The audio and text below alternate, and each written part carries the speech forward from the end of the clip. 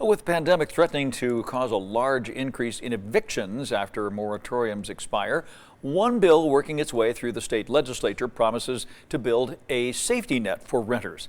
But landlord groups are pushing back, making it one of the hottest bills to be considered in Carson City. 13 Action News reporter Sean Delancey joins us live right now at the Grant Sawyer building. And Sean, why is this legislation getting so much heat?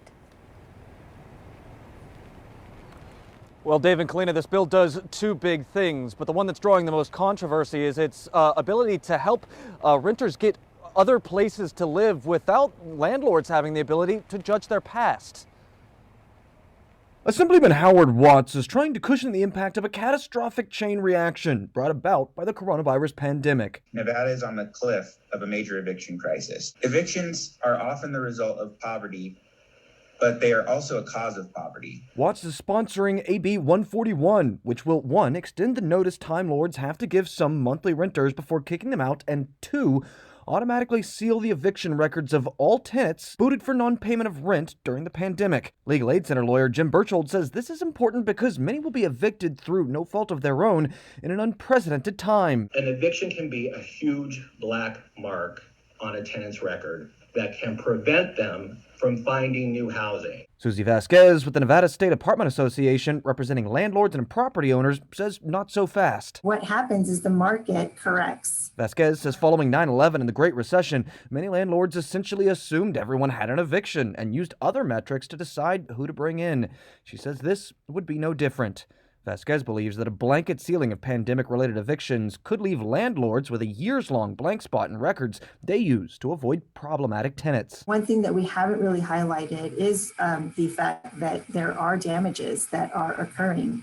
As people are moving out, we're finding that there are, massive issues with the apartments that are being left behind. Vasquez says renters aren't the only ones hurting and needing protection. At one point during the pandemic, she says 17% of all of the 156,000 units she represents were not able to make rent. If passed, AB 141 would apply to all pandemic-related evictions back to March of 2020 through the end of this state of emergency, whenever that happens. Sean Delancey, 13 Action News. Hey, Sean, real quick. Before renters face eviction, what kind of resources can they seek out to keep their landlord happy? Yeah, Dave, that's really important because those resources are still out there. The big one is the Clark County CARES Housing Assistance Program, or CHAP. That program got about $125 million in February to continue operations. All you got to do is go to the Nevada Housing Department and they will pay your landlord directly for any back due rent that you have available. That program in the first round helped about 29,000 renters. It's expected to help another 20,000 more.